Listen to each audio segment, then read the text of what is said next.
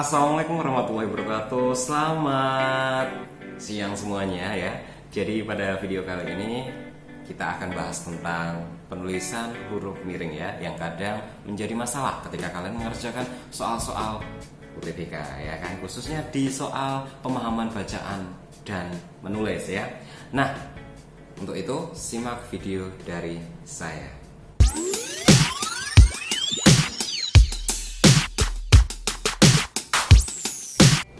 Oke, nah smart people, jadi biasanya soal-soal UTBK berkaitan tentang penulisan ejaan itu muncul di bagian TPS, tes pemahaman bacaan dan menulis ya.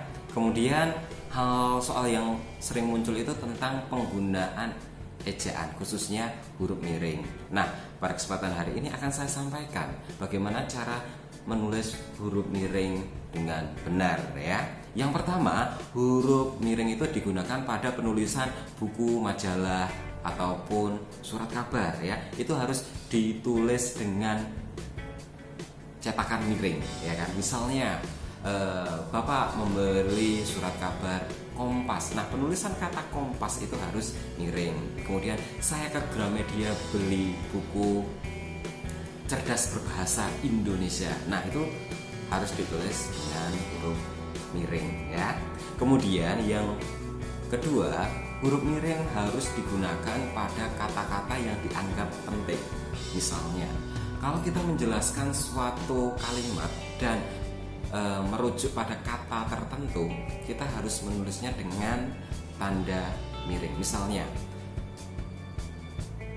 kata itu merupakan kata yang digunakan untuk merujuk peristiwa yang ada di kalimat sebelumnya. Jadi kata itu karena penting harus ditulis dengan huruf miring ya.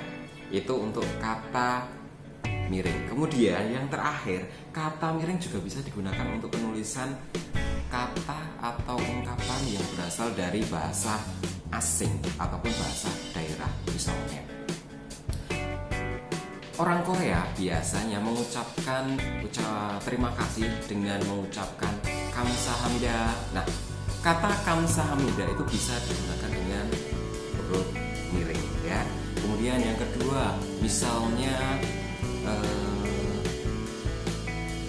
ing ngarsa sentulodo ing madya mangun karsa tuhuri handayani adalah salah satu moto yang digaungkan Ki Hajar Dewantara dalam dunia pendidikan di Indonesia. Nah, penulisan ungkapan ya ing ngarsa sing tulodo dan seterusnya itu bisa ditulis dengan huruf miring ya, karena berasal dari bahasa Jawa Sanskerta ya. Kemudian ada beberapa hal yang perlu menjadi catatan ya dalam penulisan miring. Misalnya, penulisan miring nama orang asing ya, itu harus ditulis tegak atau tidak miring ya, tegak ya. Misalnya, aku begitu mengagumi John Cena dalam serial WWF misalnya ya. Penulisan John Cena di sini harus ditulis dengan huruf tegak, tidak miring ya. Kemudian yang kedua, huruf miring juga tidak boleh digunakan dalam penggunaan nama organisasi atau instansi ya. Misalnya, World Healthy Organization atau WHO merupakan organisasi PBB yang menaungi masalah kesehatan di dunia. Nah, penulisan World Healthy Organization itu harus tegak. Begitu juga misalnya pada tahun 96 Jack Ma mendirikan Amazon Group. Nah, Amazon ini juga harus ditulis tegak, tidak boleh miring ya. Sekali lagi bisa kita simpulkan bahwa penulisan huruf miring itu digunakan yang pertama, satu, untuk menyatakan nama buku, majalah, dan surat kabar. Kedua, menulis kata atau frasa yang dianggap penting ya. Dan yang ketiga, penulisan huruf miring digunakan untuk penulisan kata atau ungkapan yang diambil dari bahasa bahasa asing atau bahasa daerah ya. Oke, nah itu aja. Gimana? Mudah ya untuk mengingatnya? Mudah-mudahan video saya ini bisa membantu kalian untuk mengingat masalah penulisan huruf miring ya.